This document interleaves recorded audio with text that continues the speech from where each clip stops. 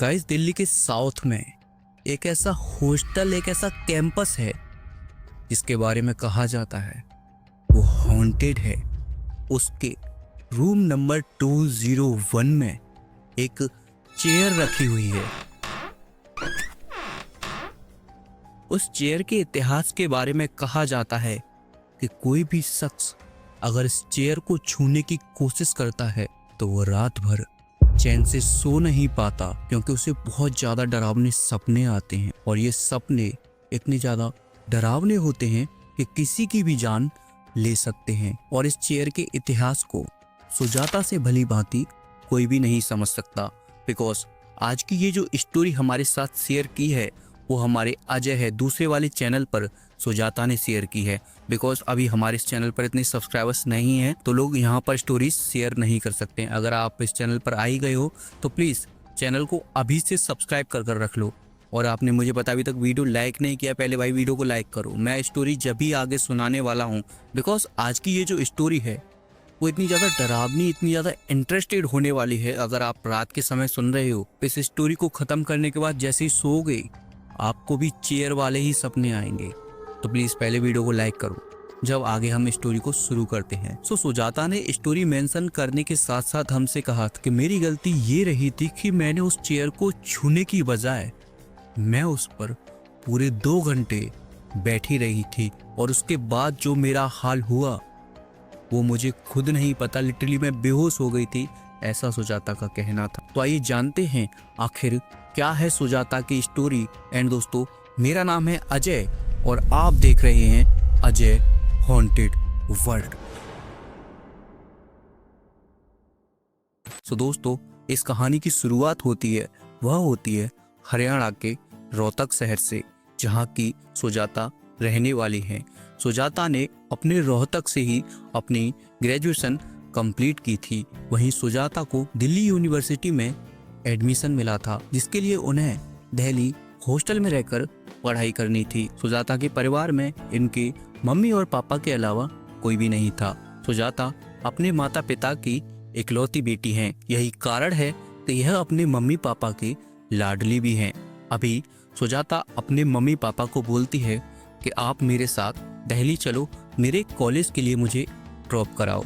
तो जो सुजाता के माता और पिता थे यह ट्रेन पकड़ते हैं और दिल्ली के लिए आ जाते हैं। ये सबसे पहले सुजाता के कॉलेज में जाते हैं और सुजाता की वहाँ पर फीस वगैरह भी जमा करते हैं। अभी कॉलेज में एक मीटिंग चल रही थी जहाँ पर सभी को ऑप्शंस दिए जा रहे थे। चाहो तो आप कॉलेज की तरफ से एक हॉस्टल है उसमें रह सकते हो, या फिर आप अपना प्राइवेट हॉस्टल में भी रह सकते हो। लेकिन जो कॉलेज की तरफ से हॉस्टल था उसमें काफ़ी भीड़ भाड़ थी। तो जो सुजाता के पेरेंट्स थे वह बोलते हैं नहीं बेटा, आप किसी प्राइवेट हॉस्टल में बाहर ही रह लेना।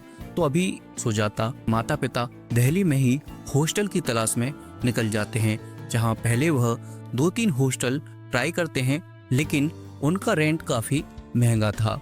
इसके बाद सुजाता पेरेंट्स को एक आदमी मिलता है। वह कहता है कि आपकी बेटी के कॉलेज के पास ही हमारा एक हॉस्टल है, आप चाहो तो वहाँ रख सकते हो। वह ओनली गर्ल्स हॉस्टल है। तो जो हॉस्टल था वह काफ़ी पुराने समय का बना हुआ था, जैसे ब्रिटिश के टाइम पर बना हुआ हो। तो जो सुजाता के पेरेंट्स थे वह सुजाता को अपने साथ उस हॉस्टल के अंदर ले जाते हैं और बोलते हैं सुजाता बेटा आप यहीं रुको, मैं अंदर बात करके आता हूँ। तो जो वहाँ पर वार्डन मैम वगैरह थी, यहाँ के मैनेजर थे, वह उनसे जाकर बात करते हैं। तो जो वार्डन थी वो बोलती है कि देखो यहाँ का जो है किराया है, रेंट है, वो तो काफ़ी सस्ता है, बिकॉज हॉस्टल भी इतना पुराना सा ही है तो ज़्यादा कोई मतलब रहेगा भी नहीं इसमें, तो इसीलिए इसका जो है रेंट काफ़ी कम कर रखा है। सुजाता के पेरेंट्स पहले उस हॉस्टल में रूम्स वगैरह चेक करते हैं तो वह देखते हैं कि जो रूम्स थे वह एकदम सही थे।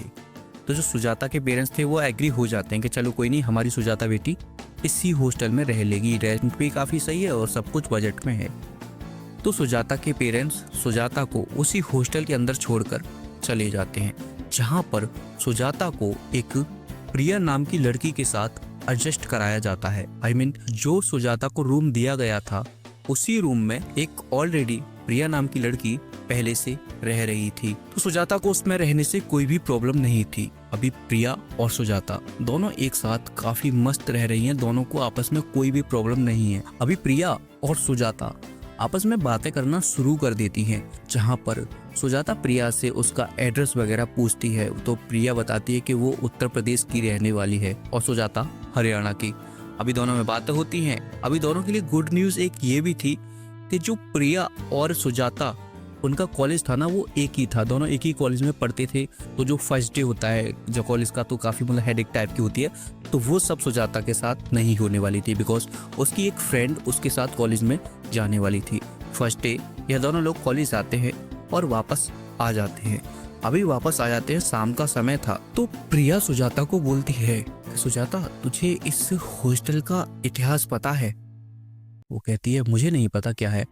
तो इस पर प्रिया बोलती है कि जो अपने बगल वाला रूम है ना, इस रूम के अंदर एक चेयर रखी हुई है और ऐसा इस चेयर के बारे में बोला जाता है कि जो कोई भी इस चेयर को छूता है वो बीमार हो जाता है, उसे बहुत ही डरावने सपने आते हैं और कई लोगों की तो इस चेयर ने जान भी ली है। पर जो सुजाता थी ना, वो इन चीज़ों को बिल्कुल भी नहीं मानती थी। वो बोलती है चल ऐसा कुछ नहीं होता है और टाइम आने दे, इस चेयर को मैं जो है छू कर दिखाऊंगी। अभी महीने 2 महीने प्रिया और सुजाता को ऐसे ही उस हॉस्टल में बीत जाते हैं। देन कुछ समय के बाद सुजाता का पार्टी करने का मन होता है, जहाँ पर वह इसके लिए प्रिया को बोलती है, सुजाता मैंने पहले ही बताया था कि अपने माता पिता की लाडली थी, तो उसे पार्टीज पफ्स यही सब का शौक था। लाइक वो ड्रिंक वगैरह भी कर लेती थी जब कभी, तो वो यही सब बोलती है प्रिया को, चलो आज कहीं चलते हैं, पब वगैरह घूम कर आते हैं और अपना एंजॉय वगैरह करेंगे। तो जो प्रिया बोलती है इसके लिए कि देखो मैं इस टाइप की लड़की नहीं हूँ, मैं केवल अपना पढ़ाई लिखाई पर ध्यान देती हूँ और मैं आपके साथ नहीं जाने वाली। बट सुजाता उसे बहुत ज़्यादा पीछे पड़कर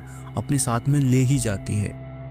अभी वो जैसे तैसे वार्डन को चकमा देकर दोनों लड़कियाँ सीधा क्लब के लिए निकल जाती हैं। वहाँ पर क्लब में ये सुजाता काफ़ी इंजॉय करती है और प्रिया को भी बहुत ज़्यादा पीछे पड़कर हल्की फुल्की ड्रिंक करा देती है, जहाँ पर प्रिया हल्की फुल्की ड्रिंक करने के बाद ही बेहोश हो जाती है। उसे चक्कर आने लगते हैं और चक्कर खाकर गिर जाती है। तो वहाँ के जो लोग थे क्लब के स्टाफ वाले, वो प्रिया को संभालते हैं और मतलब आराम के लिए एक जगह लिटा देते हैं। वहीं दूसरी तरफ सुजाता को अपने असाइनमेंट तैयार करने थे। उसे अचानक से याद आ जाता है कि मुझे अभी रूम पर जाना है और कल के लिए जो मेरे पास वर्क पड़ा है असाइनमेंट का, वो क्लियर करना है। तो वो हल्की फुल्की तो उसने ऑलरेडी ड्रिंक कर भी रखी थी, तो ऑटो पकड़ती है और सीधा हॉस्टल के रात में निकल जाती है। ये बात थी तकरीबन रात के 11 बजे के आसपास की। अभी सुजाता जैसे ही हॉस्टल के अंदर जाती है, हॉस्टल एकदम से सुनसान पड़ा था। हालांकि वह सुजाता थी, वो वार्डन से छिप कर जा रही थी, लेकिन अभी वो देखती है कि वार्डन अपनी जगह पर है ही नहीं। जिस वार्डन की नाइट ड्यूटी होती है वो भी उस जगह पर है ही नहीं, क्योंकि वो सीधा अंदर जाती है और हड़बड़ी में रूम की कीज निकालती है। जो उसके रूम की कीज थी उसमें अदर कीज भी पड़ी हुई थी, तो वो गलती से क्या करती है कि दूसरी कीज दूसरे लॉक में लगाने लग जाती है। उससे क्या होता है कि जो उसके रूम का लॉक था वह खुलता नहीं है, तो उसे लगता है कि शायद मैं किसी दूसरे रूम को खोल रही, और वो अपने रूम से हटकर उसी रूम को खोलने लग जाती है जिसके अंदर वह चेयर रखी थी। और अकस्मात ही उसी चाबी से उस रूम का ताला खुल जाता है और प्रिया ताला खुलने के बाद रूम के अंदर चली जाती है। वह देखती है कि रूम हल्का सा चेंज है। जो हॉस्टल या होटल XYZ कहीं पर जो रूम होते हैं वो लगभग सेम से ही होते हैं सब। उनकी डेकोरेशन, फर्नीचर, वॉल लगभग सब सेम ही बनाए जाते हैं। तो वह सारी चीजें सुजाता को सेम लग रही थी, बट जो उसका सामान वगैरह था वह रूम के अंदर नहीं। सुजाता क्या करती है, पहले मैं हल्का सा आराम कर लूं और कुछ देर लेट जाती हूँ। तो सुजाता उसी चेयर के ऊपर बैठ जाती है और पूरे 2 घंटे तक वह उसी चेयर पर बैठी रहती है और उसे अचानक से नींद आ जाती है। और जब नींद उसे आ जाती है तो उसे ऐसा महसूस होता है कि उसे चेयर के पीछे से किसी ने ऐसे पकड़ रखा है और ऐसे हाथों को बांध रखा है। वो अपने आप को हिलाने की, उठाने की कोशिश कर रही है, लेकिन वह उठ नहीं पा रही।